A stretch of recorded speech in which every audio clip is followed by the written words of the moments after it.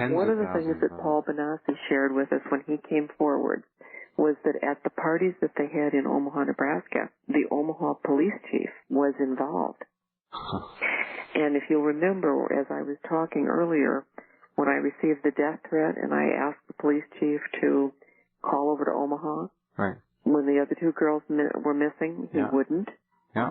The police chief told people Johnny was a runaway, don't look for him. Right. The police chief tried to list him as a runaway. The police chief told the FBI that they were not welcome in the case, did not want their help. The common denominator was always the police chief. And as years went forward, we gained information that our police chief in West Des Moines was one of the men that was going over to the parties they were having in Omaha. Yeah. And there's an investigator who's a former New York police chief or police detective. Mm-hmm. He worked on the Son of Sam's case. His name is Jim Rothstein, and he is now investigating trafficking of children. He called the West Des Moines Police Department. He talked to the captain, and he asked him, what means of investigation did you use on the Gosch case? His answer was this: well, we didn't do much. We created a phony composite drawing to show the public, but we were ordered to stand down the first morning of the kidnapping. Now, who would order a police chief to stand down? Somebody with some power. You bet. And you hear a statement like that, it just absolutely turns your heart over. Of course. Because your little child is out there in the hands of some animal, and you find out that the police chief never even looked. And in the middle of the night, about 2:30, on March 18th of 1997, there was a knock at my door. And I was scared to death. I went to the door, and I looked out in the hall, and there was a person out there. And I could tell by the eyes and some of the facial features that it was Johnny. And he came in. He was here approximately 2.5 hours. And what he told me during that time was how the network operated, what these kids were being taken for, that they used a form of brainwashing or mind control on them in order to control them, and that the kids were farmed out for prostitution to rich pedophiles. And he came because I told him on national TV that I would help him.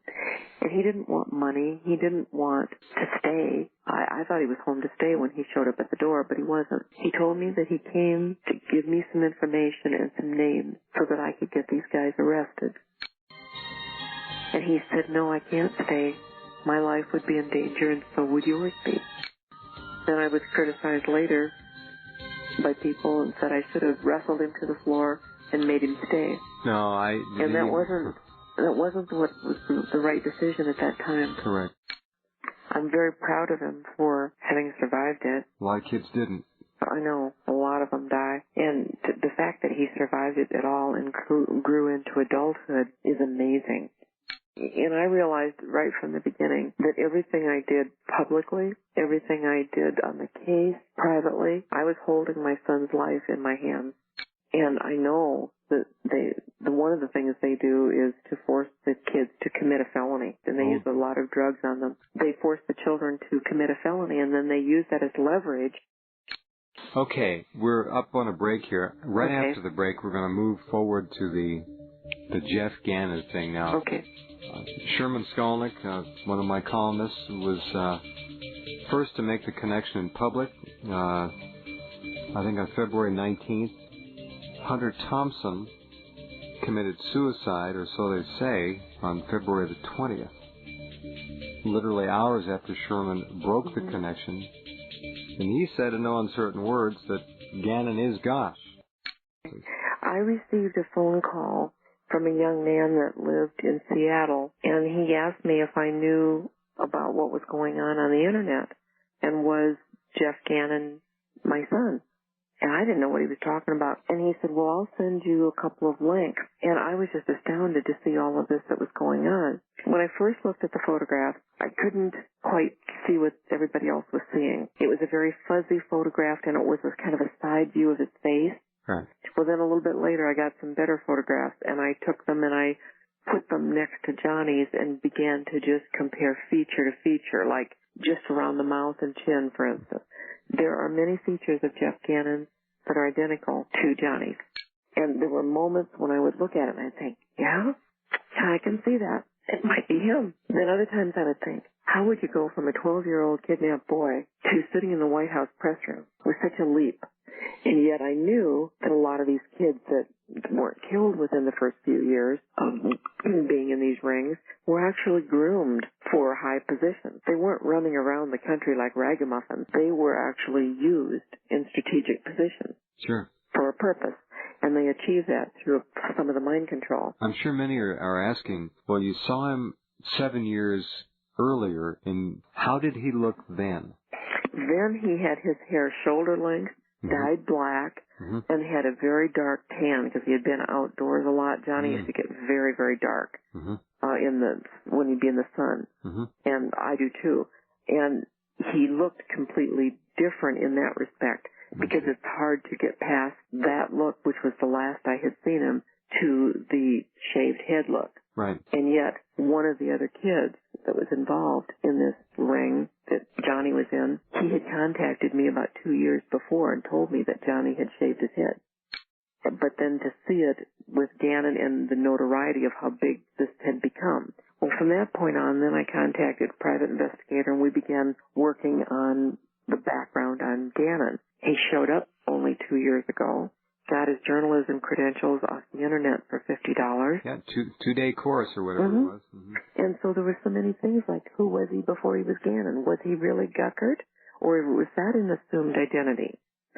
Was he trying to give us clues by choosing the name Gannon? Because Gannon was the last name of the editor of the Toyne Register when Johnny was kidnapped.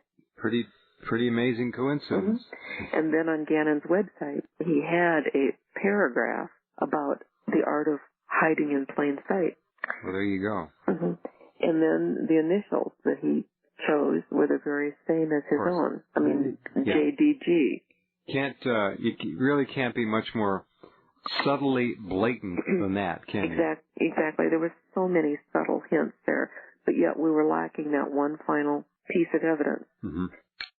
And the one thing that would clear this up for everybody would be a DNA test. Real simple. It would be very simple. One swab. And Mr. Gannon has been approached on my behalf by someone, and the moment he heard what it was about at his front door, he slammed the door in the face of the person that was trying to talk to him. Kind of speaks loudly, doesn't it, in and of itself? And I have tried to contact him on several occasions personally with no result. So, he may have a lot to lose. I think so. If an absolute ID were made and he doesn't want any part of it, and I think what you're saying is you can understand that. I can understand that, and I do not want to do anything to jeopardize him or his safety at all. Right. At some point, if it is my son, I would like to know, and if it is not my son, I would like to know. Right, well said.